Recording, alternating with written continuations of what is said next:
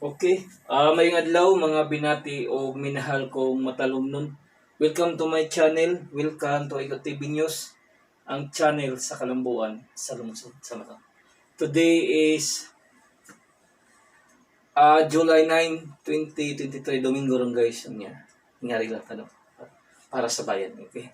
Sa mga negosyante nga ganahan magnegosyo diri sa lungsod sa Matalom, welcome mong tanan nga mo invest og business diri sa mong lungsod. Ang lungsod sa Matalom nanginahanglan og mga investor, nanginahanglan og mga negosyante.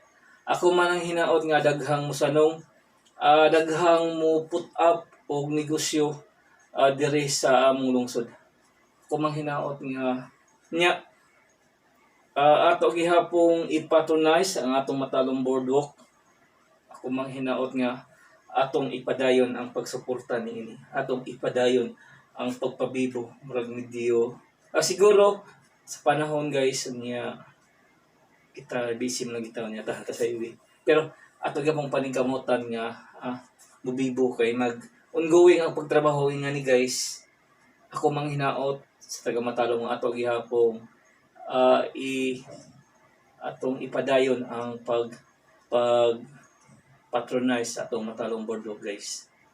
Kay importante jud ang panagiusa para sa atong Matalom Boardwalk. Unya, ang ato ang tourism building nagpadayon ang pagkuan niini, nagpadayon ang pagkuan sa aron pagtrabaho ay aron mahatagan jud og maayong accommodation ang mga turista nga moari sa lungsod sa Matalom. Okay. Atong farm to market road nagpadayon ang pagtrabaho niini. Ako mang hinaot nga magpidabangay kita kanunay alang sa kayuhan o karambuan sa lungsod sa Matalom. Okay guys, Ikot PP andam motabang sa lungsod o mo serbisyo sa katawhan sa lungsod sa Matalom.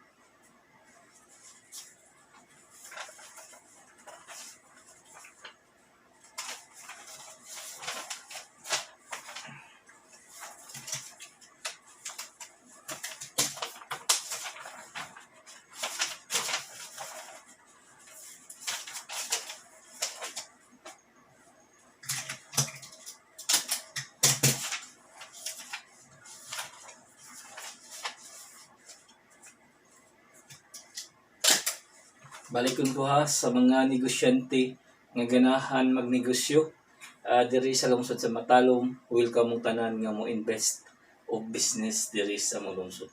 Ang lungsod sa Matalom nanginahanglan og mga investor, nanginahanglan og mga negosyante. Ako mang hinaot nga daghang musanong, daghang mo put up og negosyo diri sa mong lungsod. Pagkatinuod guys, ang lungsod sa Matalom nanginahanglan og mga investor, nanginahanglan og mga negosyante. Ako mang hinaot og ako mga yupo nga atong sulayan kung unsa kanindot magnegosyo diri sa lungsod sa Ikot PP andam motabang sa lungsod ug mo serbisyo sa katawhan sa lungsod sa Matalom. Today is Sunday niya. Happy Sunday kining tanan Matalom.